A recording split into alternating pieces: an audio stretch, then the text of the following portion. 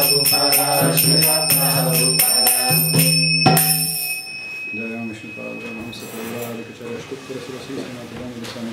VIHE Vrindavan Seminar Mantras ki jai. Untitled Isopanisad Seminar Mantras. All glories to the assembled devotees. All glories to the assembled devotees. All glories to the assembled devotees. Jai Shri Shri Guru Granth Krishna Prabhu. So first we reward those who come here timely. Some of you are not completely timely, but we will still reward you. This is a joke about philosophy.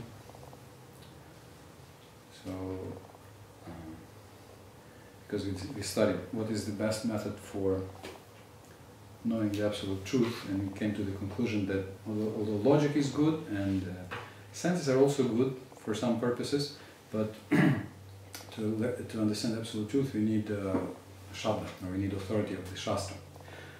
So there is an illustration, funny illustration about what people think about philosophy. So two young men are talking to each other, and one is saying that tomorrow I go for my first date with a girl. So I'm very worried. It's my first date. I don't know what should I speak with her about. So the friend says, well, don't worry, I will tell you.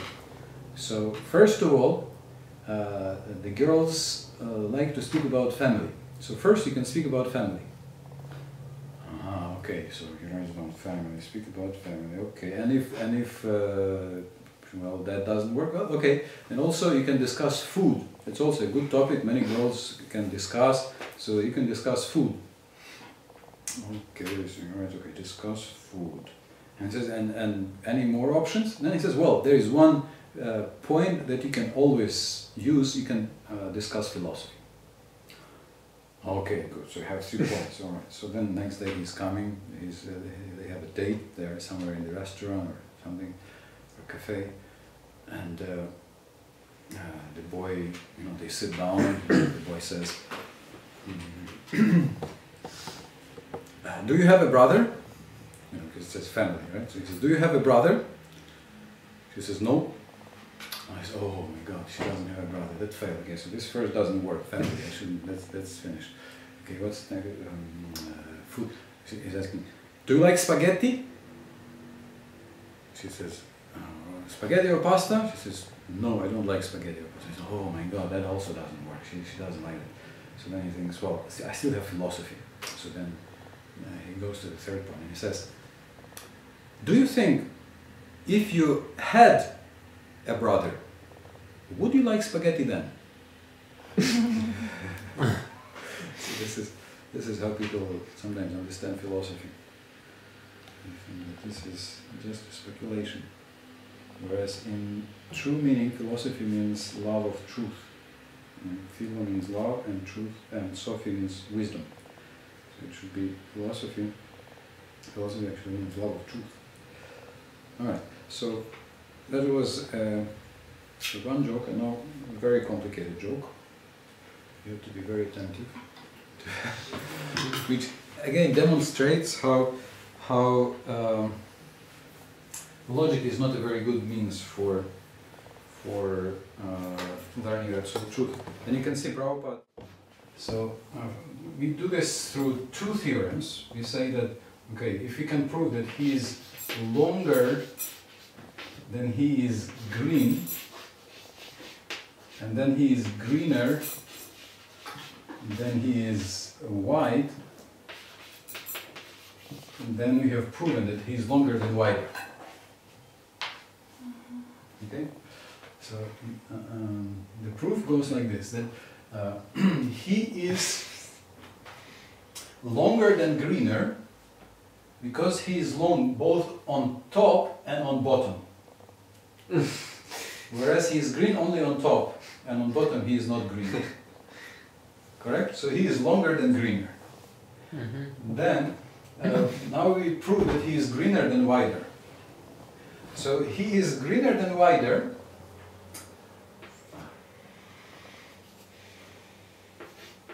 by proving that he is green both lengthwise, this direction, and also widthwise, this direction. Whereas he is wide only in the width. So this way he is greener than wider. So since he's greener than wider and longer than greener, that's why he's longer than wider. And why is he only wide in this side? Well, that's already a different question. So, but there is a problem here, because in the same way we can prove the opposite. So we can prove that he is actually wider than greener. So we can prove the opposite. So he is wider than greener because he's wide both on top and on bottom. He's wide. He's wide. You know, wide? Yeah, how do you say? Yeah. White. Bright. Oh, white, bright. Oh, yeah. Bright, yes, he's bright. So he's longer than broad. So he's broad on top and on bottom, but he's green only on top. So he's wider than greener, right? And then he's wider than greener, and then he's greener than longer. Then longer, because again he's green both lengthwise and widthwise, but he is long only lengthwise, because it's long. He's long, so he's long only in the longitude, right, where he's long. So that's why he's greener than longer, because he's green in both directions. So in this way, we have proved the opposite, that the crocodile is wider than longer. He's wider than he is longer. So from that, one could maybe conclude that maybe crocodile is square. But this is not correct, because all these inequalities are strict. They are not larger or equal. So therefore, he cannot be square. So therefore, the conclusion is that the crocodile does not exist. Because the same thing cannot be. Because the same thing cannot be both longer than wider and wider than longer, right? At the same time. So therefore, logically, crocodile cannot exist. It's impossible for crocodile to exist. This is a philosophical joke. I didn't get it. How you come to that he is wider than longer? So he is wider than greener because he's wider both on top and on bottom. Yeah, this I get, yeah. And he is green only on top. So that's why he is wider than greener. Yeah. And then he is greener than longer because he is green both in the length direction along and also in the width direction. Yeah. He is green both that direction and that direction. Yeah. Whereas he is long only in one direction. Yes. So he is greener than longer. But because he is wider than greener, he is wider than longer. Anyway, this is just a joke. So the conclusion is that the crocodile is wider than longer.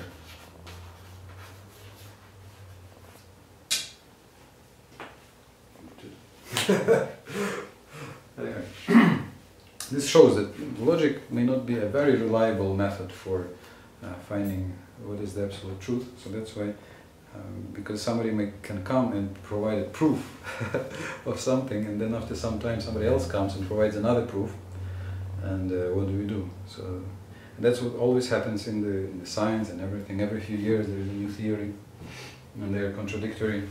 And to establish ourselves, we have to present something new, something different. Right? So that's why scientists always try to establish something new. Sensation. All right. So today we continue through mantras 6, 7, and 8. Krishna willing. 6, 7, and 8. And I would recommend that throughout our study, it would be very good if you can every time, or every day, or every second day, if you read all the verses, just the translations. There is 18 verses, so this is not very long, it will take just a short time. But this helps you to get the full picture. And then, because I remember I studied Isopanisad several times with actually with different teachers and different Bhakti Shastri courses, but then only after I tried to learn it by heart, and then I recited this the whole. It's because these are short verses, 18 verses, not very long, and then I recited it. Only then I realized, that's how it goes. That's how it is built. So sometimes it's good to have a general view. Like you can have a bird's view of a town, you can get from a top, you see, that's how it goes. So in the same way with the Shastra. In fact, in India you can see many schools, they don't teach Shastra until you have learned it by heart. And even a long Shastra, we had one devotee Sanskrit teacher in the Gurukul, so he was going to one Vrindavan school. So they had to learn the Shastra by heart first, and it may be thousands of verses. Only after they learned it by heart, then they were discussing the structure and everything. What means by heart? Memorize. Ah. Memorize. How do you say it by heart in German? Learn by heart. So many. All right.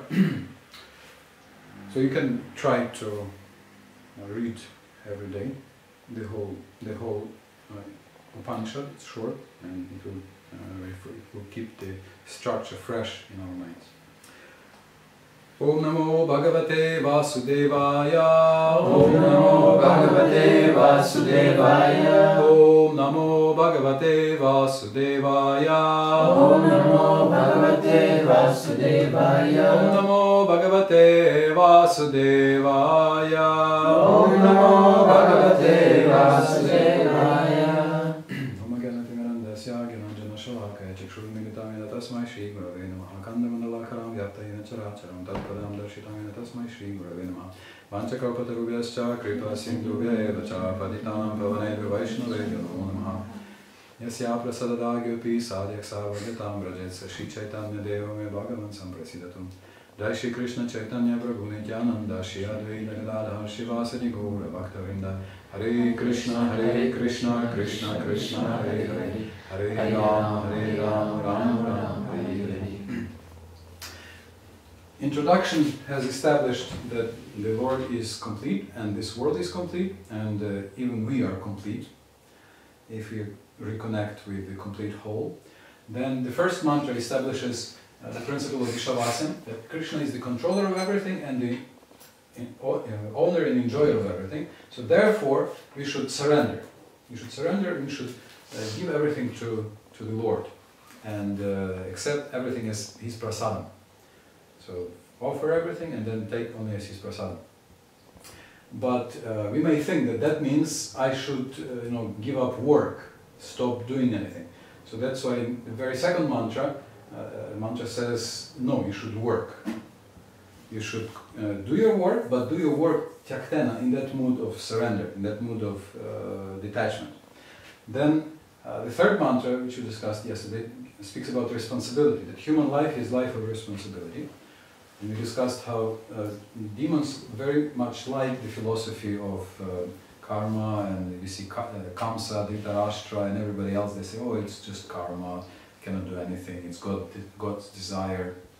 Like last year there was some shocking story about some man in Colombia who was raping his daughter for 20-something years. He imprisoned her, kept her in prison, and he was raping her, and he had, I forgot how many children with her. Something similar was nearby in Austria, as far as I know. Also somebody was found like that. And then again somebody was found like that. But this guy in Colombia, when he was asked, why do you do this? He said, well, God wanted me to do this.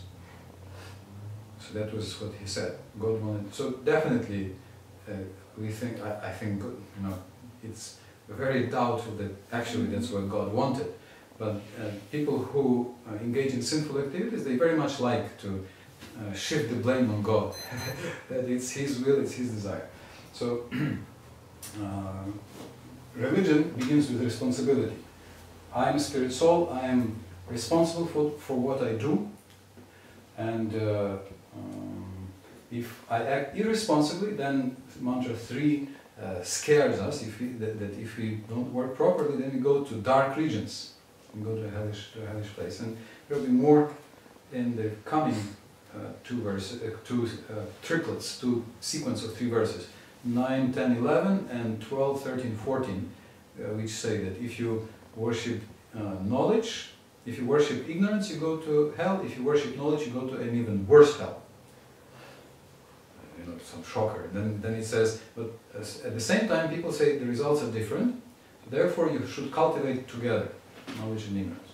What is this? So, all right. And then it says, you should. Those who worship non-absolute go to hell, and those who worship absolute go to an even worse hell. Oh my God. And then it says, but wise people say that the results are different, and then the conclusion is again that you should at the same time cultivate knowledge of both. So we will discuss these shocking verses, Krishna will tomorrow and Monday. But sometimes the Shastra pushes us, gives us some negative, scary threats almost. That if you act like this, you're going to suffer. You're going to suffer. And then next 2 verses describe Krishna's qualities, Isha's qualities. So who is this Isha about whom we speak? And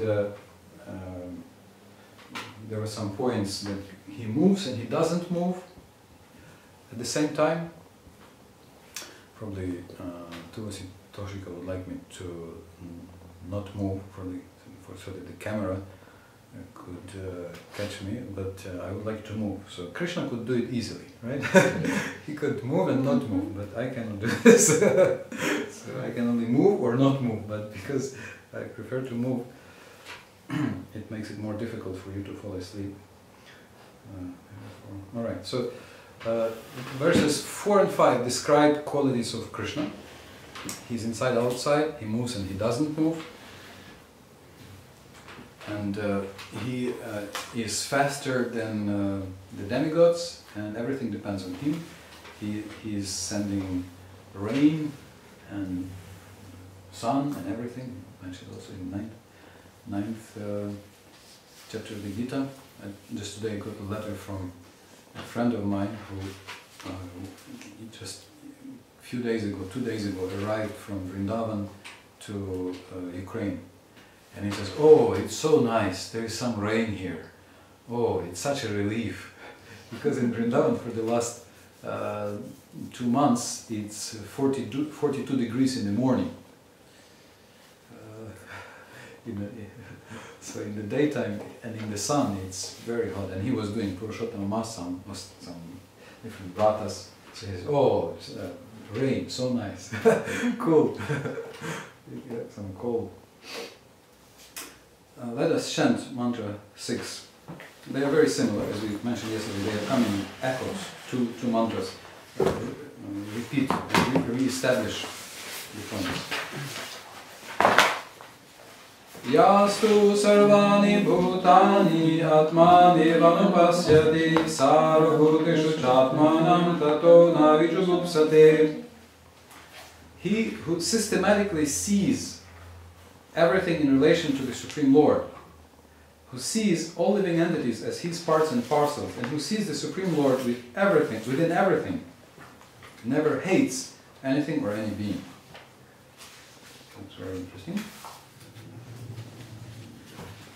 And we can read also verse 7, and you can see how similar it is.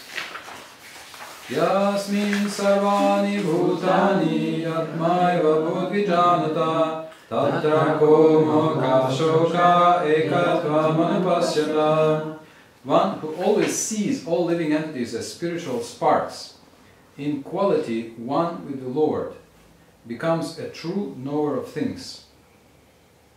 What then can be illusion or anxiety for him? So what is common for these 2 verses? What's the same in these 2 verses?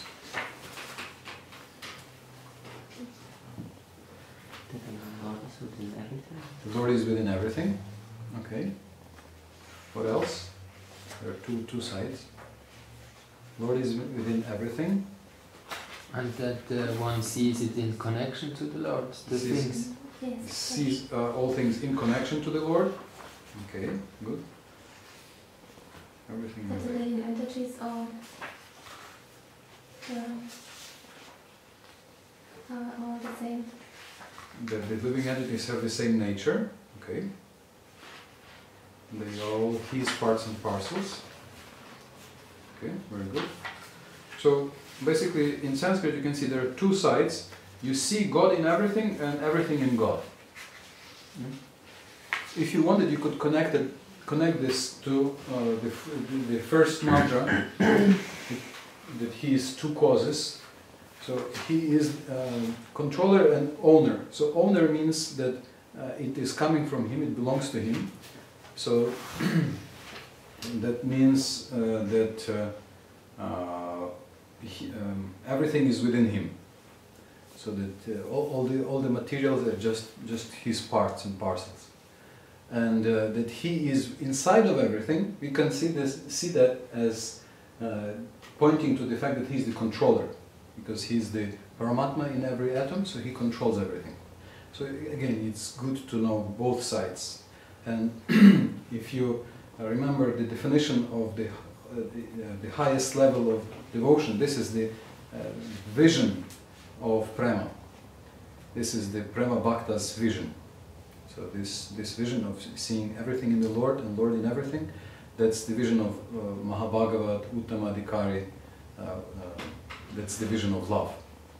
Even materially, a person who is in love, wherever he looks, everything reminds him of the person he is in love with, isn't it? If we have love for the Lord, then we see Him in everything and everything in Him. And the good thing is that He actually is in everything, and everything is in Him. He actually controls everything.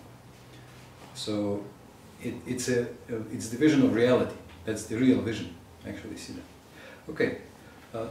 Now, can you please tell me what's the difference between the two verses?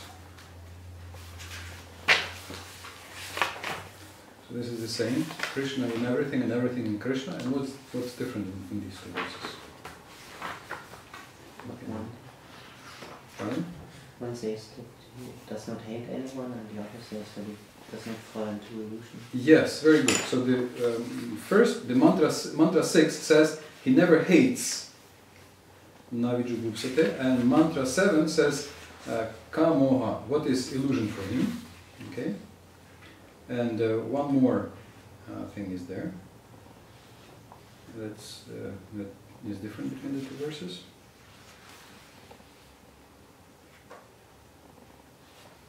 So illusion, there is hatred, here there is illusion, and something else is there.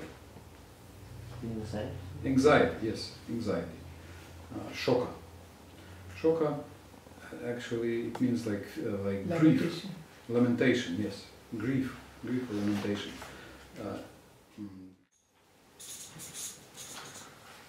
Lamentation or grief. Is it about past or future? Past. It's about past, right? So we lament for the past, usually. Okay, very good. And we are afraid, again, of something past or in the future? Future. Okay, fear. So it's about future. Yes. And then we are in illusion. Present. Yes, about present. Illusion can be also some kind of anger or hatred. So it's about present. So you can see that this vision of the Lord makes you free from the influence of time.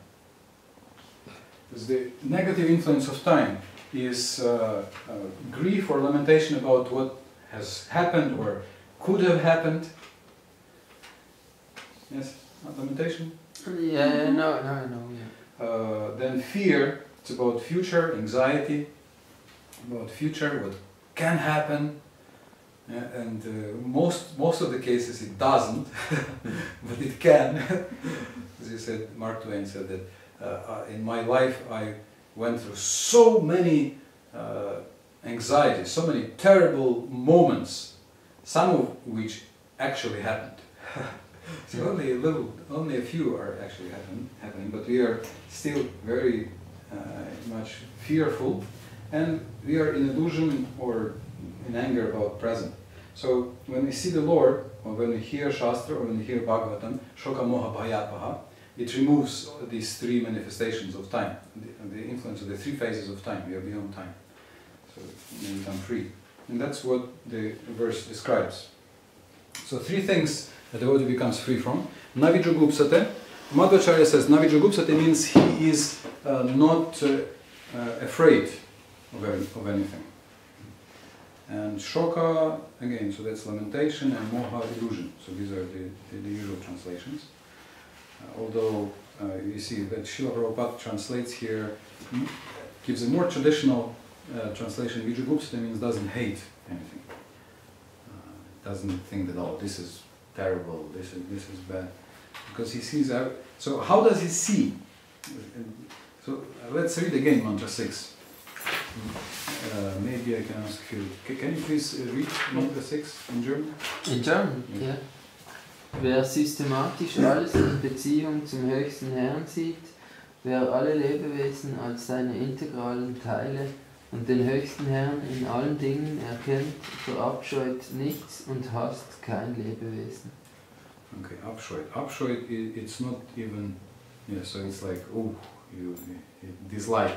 Yeah, dislike, yeah. You see it as widerwärtig, widerlich. Yeah, genau, yes. Yeah, it's very good. Anything strikes you here? Anything, any word is striking you here in this verse? But actually there is a practice. We need to every day practice seeing like that. And then we can advance. And Srila Prabhupada speaks about 3 levels. So he begins by saying, this is a description of the Mahabhagavata, the great devotee. He's everything in relation to the Supreme Lord. And then he says, the Supreme Lord's presence is realized in 3 stages. So what are the 3 stages? Here he speaks about realizing Bhagavan's presence.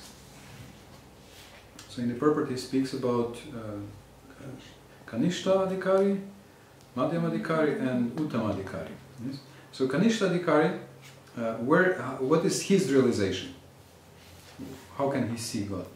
By the deities. In the deities, yes, he can see in the deities, in the temple. Alright. Or a mosque, Prabhupada says, according to his religious faith. Devotees in this stage consider the Lord to be present at the place of worship and nowhere else. This is, they cannot ascertain who is in what position in devotional service, nor can they tell who has realized the Supreme Lord. Such devotees follow the routine formulas and sometimes quarrel among themselves, considering one type of devotion better than another. So this is the first level, but it's already a level of advancement. One already can see the Lord in the temple. So one is already anupashita, he is already systematically seeing the Lord. And he already follows something.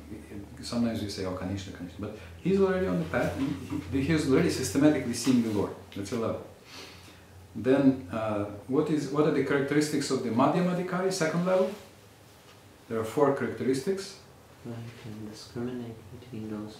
He can discriminate, he can see, yes, and what does he see? He makes the friendship with the devotees. Devotees. And he serves the advanced Vaishnavas, and he is compassionate to the ignorant masses.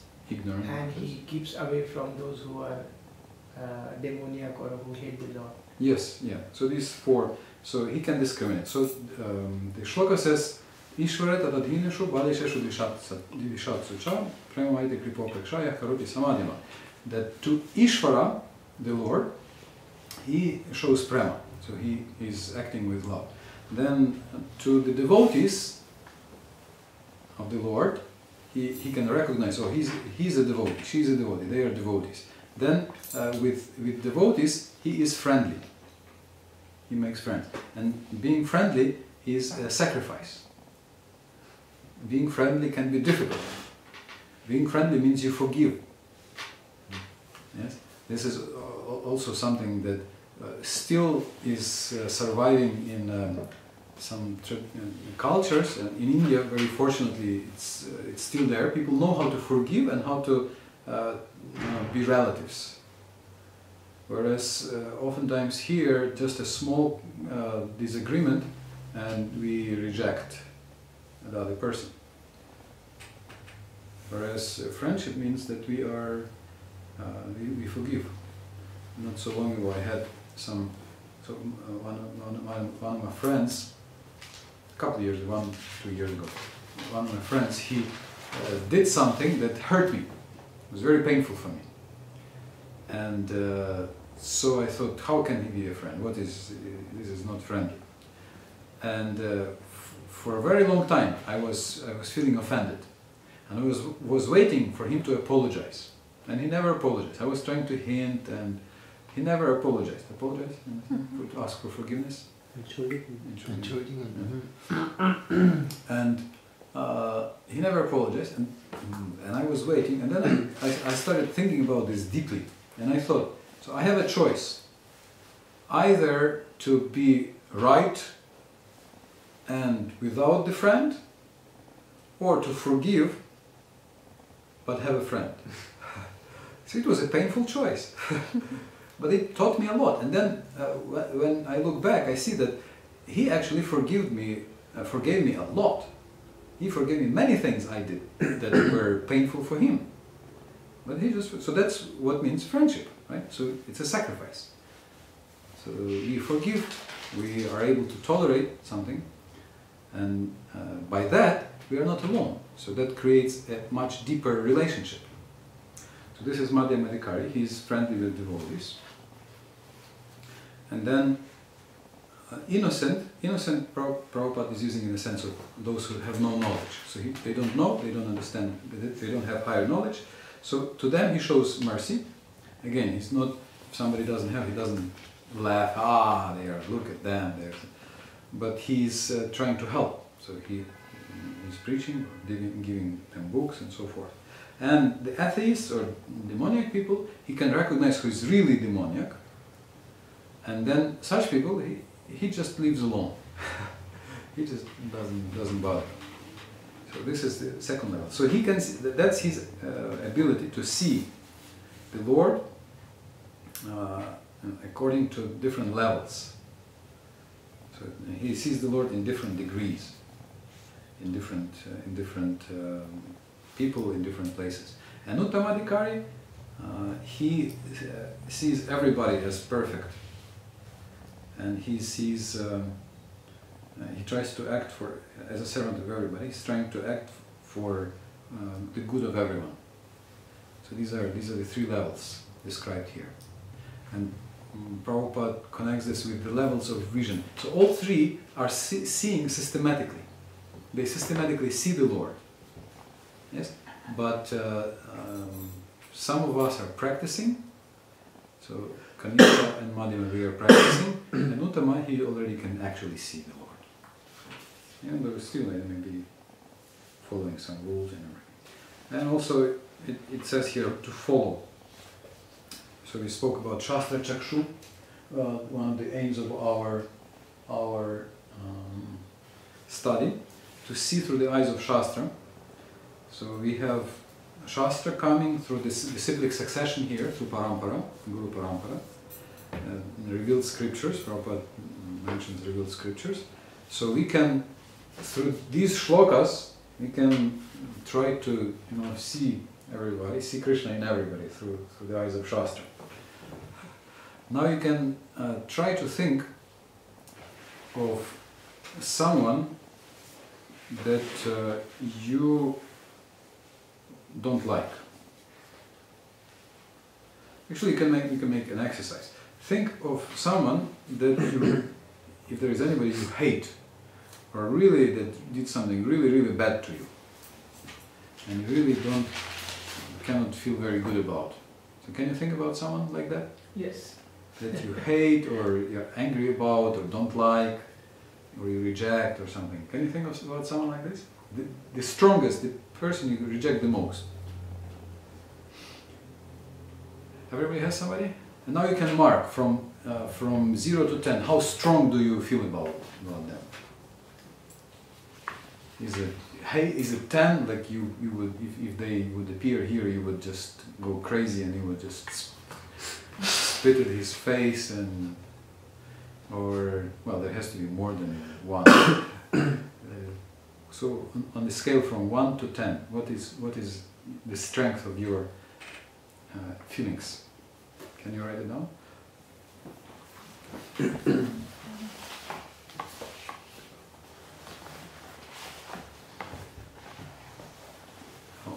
This number, how much it is? 6, 7, 5, 9. 6. 6. Okay. All right. Now let us read again these two verses. Yasmin sarvani bhutani atmaiva buddhijanata tatra ko moha kashoka ekato anupasyata. That was the second one, yeah, and the previous is yastu sarvani bhutani atmani anupasyati sarva bhuteshu chatmanam tato navijugupsate. So he who systematically sees everything in relation to the Supreme Lord, who sees all living entities as his parts and parcels, and who sees the Supreme Lord within everything, never hates anything or any being. One who always sees all living entities as spiritual sparks, in quality one with the Lord, becomes a true knower of things. What then can be illusion or anxiety for him? So can you try, through the eyes of these two shlokas, to see this person systematically? Can you try to see Krishna in that person? Can you try to see Krishna's plan towards you, and maybe even Krishna's mercy? How Krishna showed mercy by arranging for this person to be in your life. Can you think of this? Can you find somehow?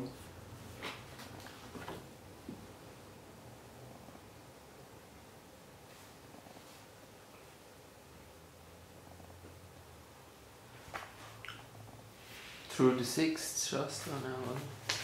Mm-hmm.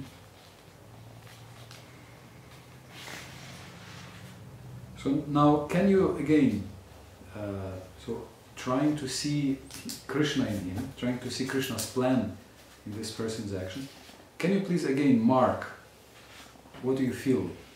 How much hatred or rejection do you feel to this person from 1 to 10? What is the measure now? What is it now? It's much less. Less? Yes. So how much? Maybe we can say 2 or 3. Okay. Anybody else? Good. Reduction. Reduction, was able to reduce. Were you able to reduce the? So this is our practice. Now I want to ask you a question. When I was once traveling from Jagannath Puri to Vrindavan, I got on the train, and in the middle of the night my computer was stolen in the train. So computer, and there were some other things there in the back. Now you can imagine what do I feel towards the thief. Yes. So how can I respect or see Krishna in that thief? Maybe we were very attached and then had to learn how to be unattached to this material. Okay, so it teaches, Krishna taught me how to be less attached. Okay, so... Krishna also teaches you the nature of this material world. One day we are going to lose everything. Alright, so it teaches about the nature of the material world, that everything is getting lost. Okay, alright. And this particular person, how can I respect this particular person? Maybe in my He's actually previous, suffering. Maybe he's suffering, okay. maybe in my previous life I might have stolen something from him. Maybe I did something to that person in my previous life, okay. Maybe I took something. And maybe he has a bad conscience then about it later. Alright, maybe he repented, maybe he feels bad about this later. And maybe you can learn to be compassionate because he will have to suffer after for this. So I can try to be compassionate because he will have to suffer, okay. Very good, yeah. Actually, Krishna is called as Hari, so he's the supreme stealer.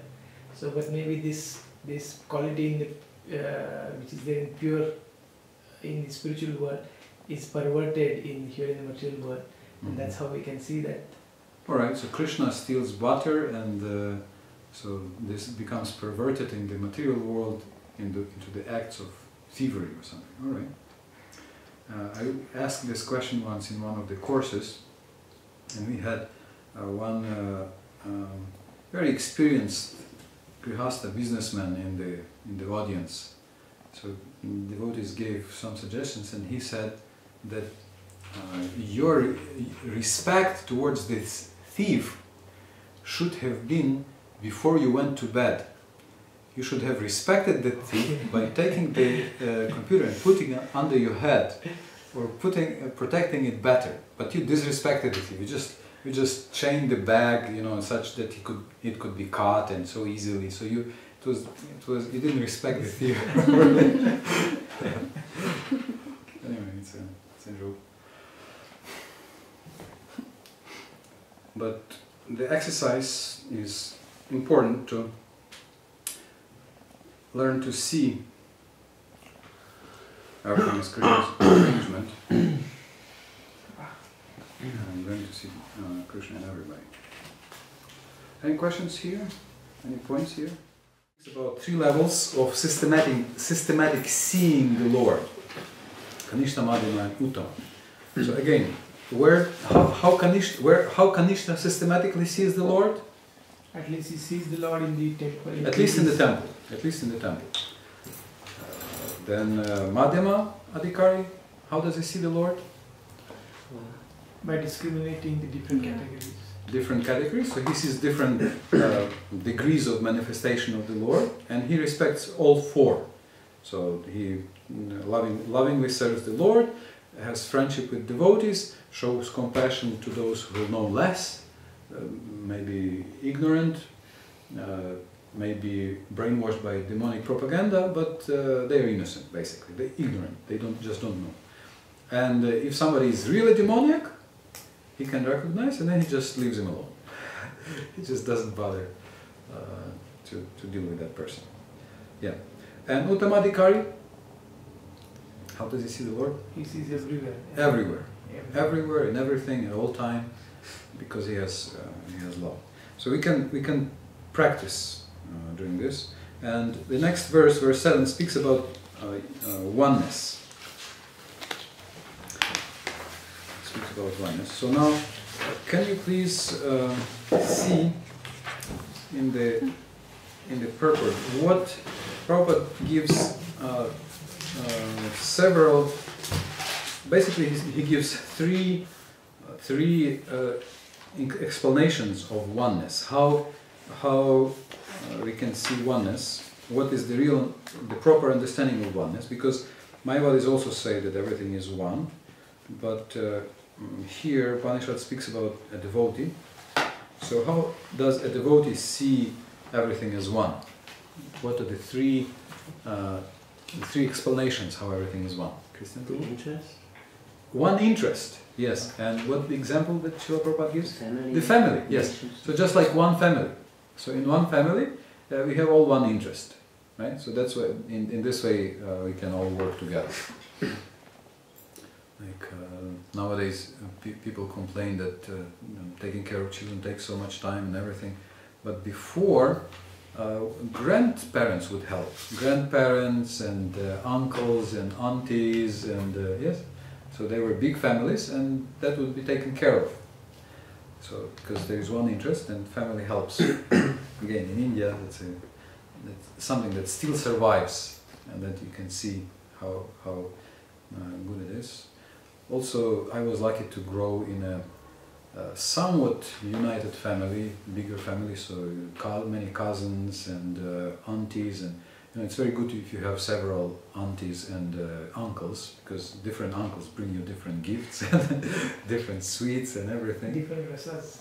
Different rasas, they give you something. And until today, they sometimes call me and ask, how are you doing? Do you need some help? And that's nice. Yeah, that was a nice spirit. Of course, it's getting lost nowadays. So that's the disadvantage of Kali Yuga. Okay, family. One explanation. What is this? What are the other two explanations that Prabhupada gives? The fire and the heat and the light energy coming. Okay, heat and the light. Yes, this is the correct, but not from this verse really. It was actually mentioned before. And he speaks about sparks. Yeah, he speaks in the verse about sparks. Yes. Yes, Christine? The ocean. Ocean. Yes. So the ocean. A drop has the same quality. It has exactly same proportion of salt as the whole ocean, but it's not equal in quantity. So in quality, it's the same quality, like a drop in the ocean. So that's the oneness. And there's even a verse by Shankaracharya where he says that a wave in the ocean may be of the same quality, but it's not of the same quantity. Can never be equal to the ocean. Okay, and there is so quality, family, and one more explanation that Srila Prabhupada gives. The father who cares for his children. Father, okay, that's like in the family. Yes, so the father, he is our father. So you can have one interest with him. The nation, nation, the people, or is it similar to the family? Do we have this example here? Yeah, in the light and the fire, it is given in the first paragraph itself. Heat and the light coming from the fire. Okay, sparks, fire, qualitatively one. Okay, all right. Heat and the light present in the sparks is not okay. So all right, good. This is the Sanskrit word. Okay, this is the Sanskrit verse that describes how everything is the energy of the Lord. Very good. Yes, I missed this. I failed to mention this. Yes. So these are the three examples. So Prabhupada says the Mahabhagavad, the great devotee, sees oneness in the sense that he sees everything as the energy of the Supreme Lord, just like he sees heat and light being one with the fire. All right. So that's how we can understand this oneness, and also it can be used in preaching. So this ocean that we are, yes, we are one. So we don't reject the impersonal philosophy. We say yes, we are all one. It's part of our philosophy, but we are all one in quality, but not in quantity. Just like a drop in the ocean, it's one in quality, but not in quantity. And then Prabhupada says something nice. He says that the living entity is meant for enjoyment. So, but how do we enjoy? He says we should join the spiritual rasa dance with Krishna. So Prabhupada is revealing his mood that that's where he is leading us to the spiritual dance with Krishna, with Radha and Krishna. And then he says that we should offer the results of our activities to serve the interest of the Lord. And so in this way we join the absolute family of the Parabrahman, the Supreme Spirit. It's this second last paragraph. So it means that we act, it's active, but at the same time we offer everything to the Lord, and the same way, in this way we join the absolute family. Sometimes they say we give up the samsara. Samsara in some Indian languages has the meaning of family. So we give up the Maya samsara, but we join Krishna samsara. We join Krishna's family. we give up attachment for material family. Of course, it doesn't mean we should be rude or harsh to them. We should be respectful to our family and kind, but we are not attached. And we join the family of the Lord. And we may join him in his village. This is the career we want to make. We want to become. We want to make career as cowherd people. Of course, maybe not immediately. Yes, I would like.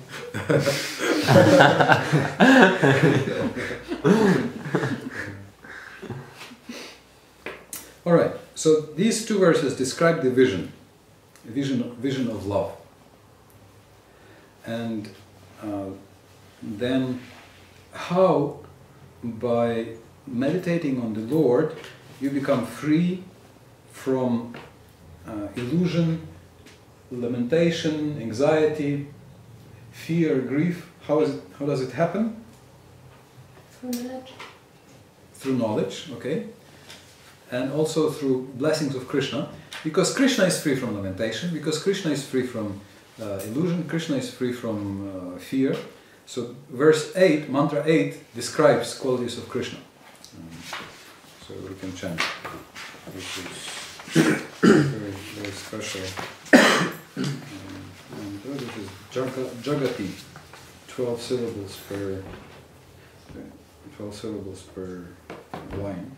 Saparya gachu kramakaya mavranam asna viram sudam apapavidam kavir manishi baribhu swayambhur yatat yadurthan vyadadat chasvati vyasamabhyam. And can you please read the German translation, Philip Prabhu? Ein solcher Mensch muss den Allerhabenen, den persönlichen Gott, wahrhaft kennen, der unverkörpert, allwissend, unfehlbar, ohne Venen, rein und unbefleckt ist. Den unabhängigen Philosophen, der seit unvordenklicher Zeit die Wünsche eines jeden erfüllt. Yes. Is there anything interesting you find in this verse? Yes, without veins. Without veins. It becomes a concern maybe for us after 40, 50 or 60 years. Sometimes we are painfully aware of veins in our body, but Krishna doesn't have this problem. Okay, something else you find interesting here? Yeah, that he is an independent philosopher. Independent philosopher, okay, Swayambhu. Kavir, Manishi, Swayambhu, okay, good. Antiseptic. Antiseptic, yes. Yes, he is the best antiseptic. Not only he is free from impurity, when we come in touch with him, we also become pure. You say reiner, yes? We become pure. He purifies also us. Prabhupada says like sun, can purify everybody. So there are two parts of this verse which describe the qualities of the Lord. So because he is free from grief, he is free from lamentation, we also become like that. Why is he free from grief and lamentation? Because Chukram or Shuklam, so that's one meaning. So he's bright, he's never lamenting, he's always bright, he's always powerful and bright. Yes, and he doesn't have a material body. He's not akayam. Akayam basically means no body. So that means he doesn't have a subtle body, according to Madhvacharya, his commentary, that he doesn't have, because Prabhupada speaks about this in the purport, that in materially conditioned life, the soul is different from the gross embodiment and subtle mind. But Krishna is free both from gross body and subtle body. He doesn't have any subtle body, mind, he's complete spirit. His body is spiritual. and his body is Shuddha, is purifying. Why? Because it is apapa, it's purifying because it's free from sin. So antiseptic, because it's apapavid and prophylactic. Prabhupada is giving the translation. Prabhupada's very charming prophylactic, it's like in medicine. Give prophylactic to prevent some disease. Prabhupada has pharmacy background. Yeah, Prabhupada had a pharmacy background, yeah. And then Asnavira, without veins, Madhvacharya says it means that he doesn't have a gross body, right? If you have no veins, it means you don't have a gross body, because to have a gross body you need to have some kind of veins. I think even trees have veins. Yeah. Sort of. So he doesn't have a gross body. So then you can say, okay, so if he doesn't have a subtle body, he doesn't have a gross body, he's so pure, does he have any kind of body? So the mantra answers that yes, he has qualities, he has a form. So he is Kavi, he is the omniscient, he knows everything. He is Manishi, he is the greatest, he is the philosopher. He is he's the greatest of all. Swayambur, he is self-sufficient, independent philosopher. And since time immemorial, he is giving us what we want. So he's creating this world, and he's fulfilling our desires. So in other words, he is a person, and he deals with us in a very personal way, responding in a very personal way. So these are the qualities of the Lord. He doesn't have a form like ours, but he has spiritual forms, many different spiritual forms. Prabhupada says like Krishna, Baladev, Rama, Nrisimha, Varaha. So and then he speaks about Archa Vigraha. So he says that foolish people think that the deity, Archa Vigraha, is made of matter, but in fact this is also an incarnation of the Lord. So it is also very powerful incarnation, which is in which the Lord is coming to give blessings to everybody. Even if I have very gross eyes and I cannot see the Lord in the heart of everybody, I cannot see the Lord in in the heart of everyone. So then the Lord says, "Don't worry, okay, I'll come as Archa Vigraha. Just go down, and there you can see Jai Jagannath Baladev Subhadra, and there's Gaur Nitai, and I can accept your service and I can give you blessings." And I can fulfill your desires also through that. There are many stories. So there are some classic. What classic stories do you know about deities acting? Sakshi Gopal. Sakshi Gopal. You know the story of Sakshi Gopal? How he came through practically the whole India to become a witness to one Brahmana. So one Brahmana was traveling.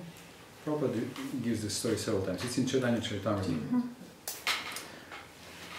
And during the travels, his companion, older companion, promised him that he will give him daughter as a wife. Then they came back, and the relative said, "What? You want to give your daughter to that poor Brahmana? No, never." His wife said, "I will commit suicide. Just forget about it." And so he couldn't do this. And then the son of that man, and the brother of that girl, he dealt with the Brahmana, and he said, "Well, maybe you just invented this story." He said, "No, he promised this in front of the deity." And he said, "Okay, so can the deity witness, come and confirm bestätigen?" And so he said, "Well, yes, I can go and ask him." So he's coming to Vrindavan and he's praying, and then he says, "Oh, Gopalji, can you please come and confirm?" And Gopalji says, "Well, don't you know that deities don't walk?" So he says, "Well, but also deities, I mean, if you are material, you wouldn't be able also to speak, but you are speaking. So if you can speak, you can also walk." So then Gopal said, "Okay, I will come, but don't look around, don't look back." So he was following him from Vrindavan, and he heard the sound of tinkling bells on Gopal's feet. Ding, ding, ding, ding. And then right before the village, he couldn't hear anymore. And he was very anxious. He didn't know, if the tinkling stopped. So he said, he thought to himself that, if I call everybody and there is no deity, I have to see. So he turns around and Sakshi Gopal is standing there. So then he said, well, I will not move any further. And so he's now in Cuttack, I think. Yeah. Deity. So that's one example. Some other examples, It's Kirchur Gopinath. Kirchur Gopinath, yes, stealing sweet rice for Madhavendra Puri. Yeah. That's what. Yes. Also, there are the deities of Gauridas Pandit in Ambika Kalna. Next time you're in Mayapur, you can go to Ambika Kalna. It's just like 40 minutes by train nearby, and this is where Nityananda Prabhu was married. Everybody says in that village, Janitai, Janitai. They greet you. And there are the deities of Gaurnitai of Gauridas Pandit. So these are one of the first deities of Chaitanya Mahaprabhu and Nityananda Prabhu in Gaudiya Vaishnavism, which Gauridas himself made. And Lord Chaitanya himself came there with Nityananda in a boat, and they still have the oar. The oar, what do you call this in German? With which you... Ruder. Maybe. So with which you row in the boat. Yes. So you row on two sides. So they still have the oar, the paddle that was used by Mahaprabhu, and they have Bhagavad Gita written by Gauranga Mahaprabhu and the deities. They're very special. So very tall, and so when Chaitanya Mahaprabhu and Nityananda Prabhu came there, and Gauridas he greeted them, he arranged a festival, and then when they wanted to leave, he started crying and said, please don't go, please don't go. And he was saying, please remain. But they said, well, but you have the deities. He said, oh yeah, okay, but please, you don't go. So they said, okay. So they too went on the altar, and they stood as the deities, and the deities went down and went to the door. So Gauridas looked at the deities, he looked at the Gaurnitai, then again at the deities, and then again he said, please don't go, don't go. So then they returned, but we remained. He said, no, you remain. He said, all right. So then again, these came back on the altar, and those came down. And again, he's bewildered, he doesn't know. So several times he was asking, please don't go, please don't go. So they changed several times, and then finally he understood that they are non-different. So they are still there. It was very interesting when we came there. It was actually, we came at the wrong time. And we were supposed not to get a darshan, because we came like 1 o'clock or 1:30 in the afternoon. Usually deities are always closed and sleep at that time. But when we came, somehow or other, it so happened that on this particular day, the deities were taken in a procession somewhere. And so they were taken back, and the deities were open. We got the darshan, and we got Mahaprasadam, and so they were very kind to us. This was amazing. And this is happening till today. It's not only in ancient times. Everybody who has been worshipping deities for a long time knows that the deities hear our prayers, they respond to our prayers. The Mayapur, the Narsimha Bhagwan is called as Dr. Narsimha Dev. Dr. Narsimha, yes. He's doing so many miracles, yeah? Curing the eyes, curing broken legs, what else? There was some incurable diseases, cancer, or the Jagannath in Mayapur also. Also, even Muslims are coming to pray to Jagannath, to pray for different things, and he's kindly giving his blessings.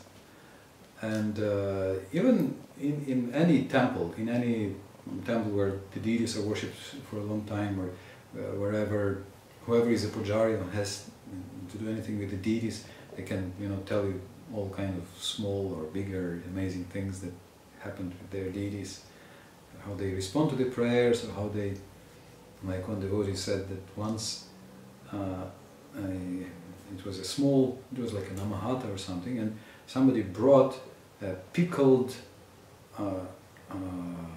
cucumbers. Cucumbers. Gurke. Gurke, yeah. Pickled cucumbers, and I think, yeah, that's what it was. And something else. So they didn't know, can we offer this to the Lord or not? You know, because they were not sure if it's offerable or not. So then they made a plate and they offered to the Lord, and then they decided, okay, we'll put it on the side.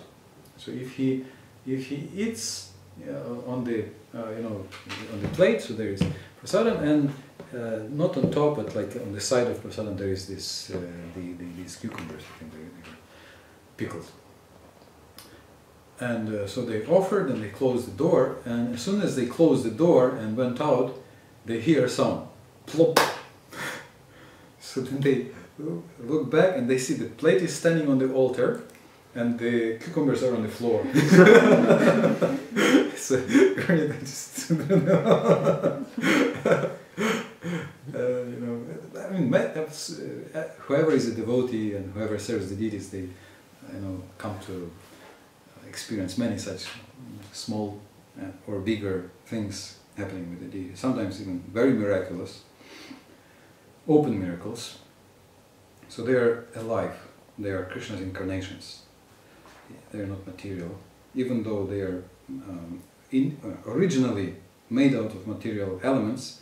But Krishna manifests himself. He comes, because for him there is no difference between matter and spirit. So he makes it spiritual. He so to say, incarnates. He enters.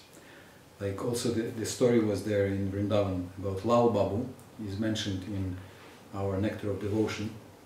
He was a wealthy person, but he renounced, and he gave everything to Krishna, and he had one last trace of contamination. That there was another person who was also wealthy, so they were a little competing. There was some rivalry, competition between them, and then finally he surrendered completely, and he went begging from him. So Prabhupada mentions this in the Nectar of Devotion as an example of total surrender. And he built a temple, beautiful temple. You can still see this Lal Babu temple in Vrindavan, big red stone temple. It's behind Gopinath Bazaar, if you know. It's behind the South Indian Rangaji temple, to the left behind, a few minutes from there. And he installed a deity of Chandra Krishna in that temple, and he had a doubt. Did the deity actually manifest? Did the deity actually enter? Did the deity actually descend? So then the pujari, he saw the doubt, so then he took some butter and he placed some butter on the head of the deity. And it was in winter. And when he put this butter on the head of the deity, this butter gradually started melting. So in other words, he showed that the deity is warm and life is there. So he was convinced that he conquered. So this is the nature of Krishna. He fulfills desires of everyone. Then Prabhupada speaks about two parts. That one part is that we desire, and then the Lord supplies according to our qualifications. So there has to be two parts: Krishna's blessings on one side, and our desire and work or endeavor on the other side, qualification, I would say. So just one is not enough. Well, Krishna can do everything, but usually he waits for us to also do some endeavor. The usual example is Mother Yashoda binding Krishna, and always two finger short. So two fingers meant mercy and endeavor, kripa and parishrama. So mercy and effort, work. And then when both are there, then Krishna. All right. He even allows us to forget him if that's what we want. And then again, one preaching argument. If we were equal to Krishna in power, then there would be no question of him being the Lord. Yes, if we had equal power, then what's the question of him being the Lord? But he fulfills our prayers. There is a person who fulfills our prayers, or refuses to fulfill our prayers. So it shows that this is the eternal relationship. He is the Lord and we are the servants. And then Krishna speaks about his self-sufficiency. So in his childhood, Prabhupada writes at the end, the last paragraph, he killed many powerful demons like Aghasura, Bakasura, Shakatasura. Who was Aghasura? Remember? And Aghasura was the snake, big snake, who came to swallow, and he swallowed all the children. Then Krishna entered and he liberated. Bakasura was the duck, the Prabhupada says duck, it was like a heron. So long legs, long beak, and just trying to... Yeah, so he actually caught Krishna, but then Krishna became hot, he let him out, and then Krishna tore him apart. And Shakatasura was the cart, wagon, yeah, loaded with different things, and Krishna just touched with his foot and it fell down, totally broken. Acharyas say that when we hear about this, like Shakatasura, it removes old habits, can remove the load of old habits. Make us speak. So even in his childhood he was able to do this. He lifted Govardhan Hill at 7 years old, being 7 years old. Whereas those who claim that they are God, were they able to do anything like this when they were 3 years old, 2 years old, 2 months old? They cannot do things like this even now. Ask them to, okay, can you lift one building? Okay, not a mountain, just one building. You can do this.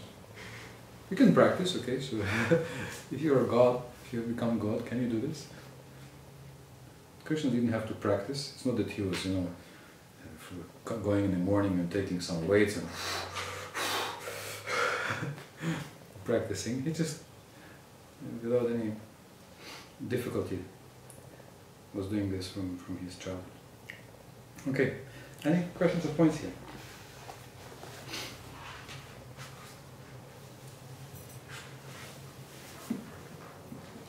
We have discussed about maybe 20 qualities of Krishna. 20 different qualities.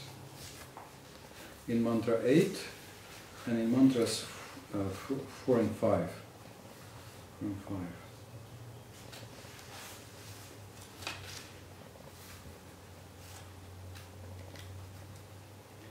Now,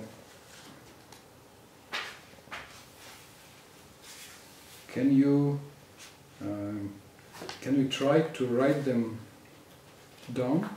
Maybe we can break in 2 groups. Maybe we can have,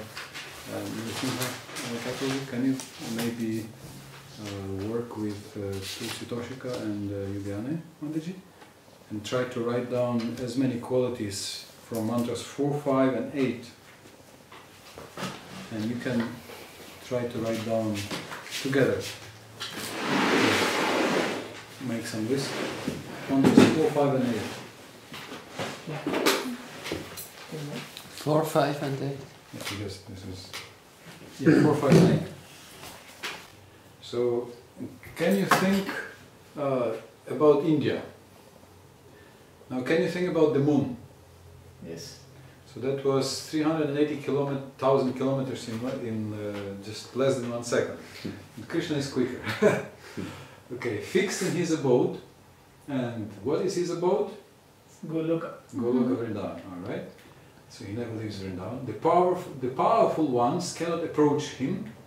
So they cannot catch him, they cannot understand him. Even the demigod, even Lord Brahma says, I don't understand completely. From one place he controls and supplies. All right? He surpasses all in excellence. He surpasses everything. Okay, so he's not moving, but he's moving faster, surpassing everyone.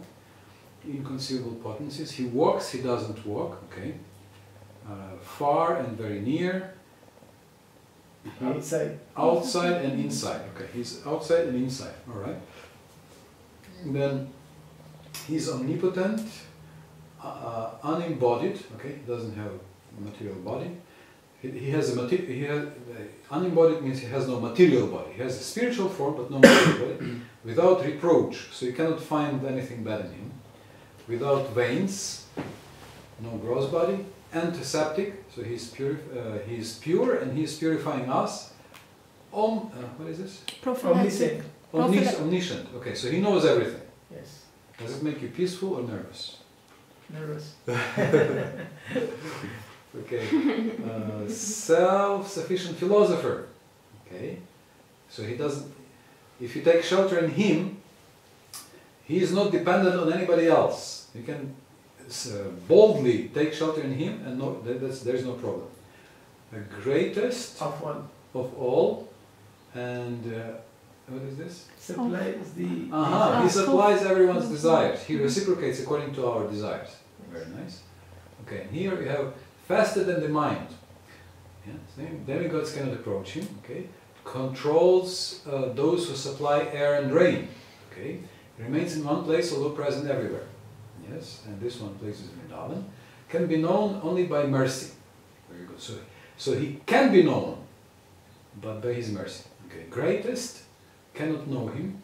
Yes. Yes, is not subject of our limited understanding. Again, so that's why we have contradictions and everything. Has his own transcendental abode. Okay, can be known only by one who has a submissive attitude. Very nice. So when we are humble, when we know that we don't know, then we start knowing. It's the first step of knowing. Does walk and does not walk. Okay, nice. He's far but near. Excellent. Doesn't have a material body. That's from Mantra 5. Walks, doesn't walk. This was not. This was Actually the Mantra 5. the Mantra 5. This is The last. Mantra 5. Okay, Mm-hmm. but there, how does it start? Tadejat itanai. No, this is Mantra 5, and 4.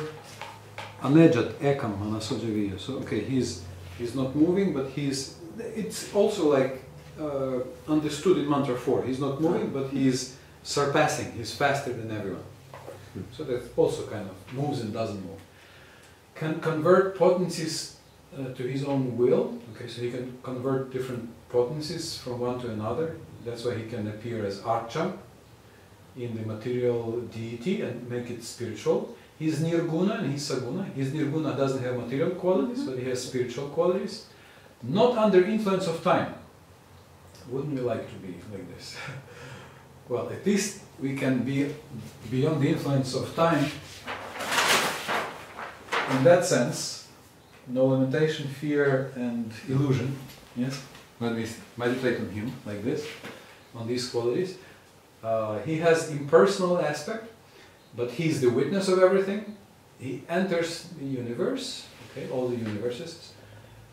Unembodied, antiseptic, omniscient, without veins, prophylactic, greatest of all, self-sufficient, without reproach. Okay, so these are these qualities.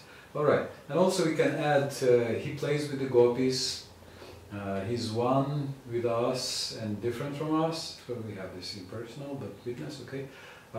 He lifts Govardhan from something from the purpose, defeats demons in childhood, already as a child, and keeps defeating demons. When we hear about that, he purifies our heart till today, and also doesn't move. Anybody has doesn't move, doesn't walk. We have remains in one place. Remains in one place. Okay, he doesn't move.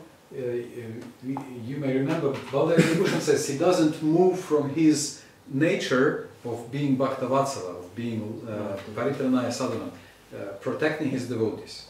So he says this is his main quality, love for devotees.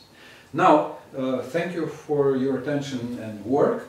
Now the last task, please, before going, choose one quality of those written here and those that we spoke, wonderful qualities, that you like the most in Krishna. Choose one quality that you like the most.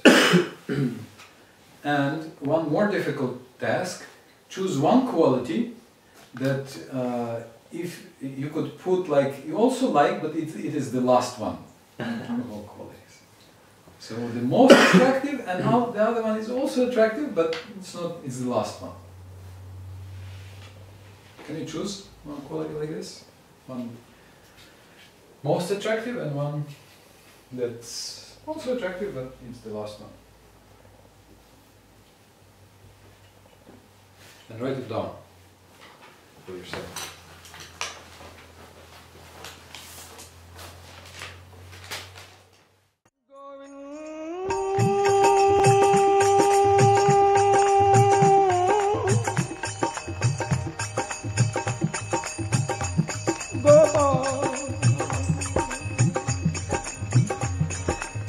Hey Gopal,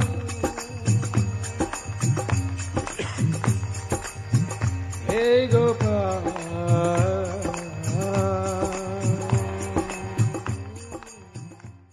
Radhe Radhe Do.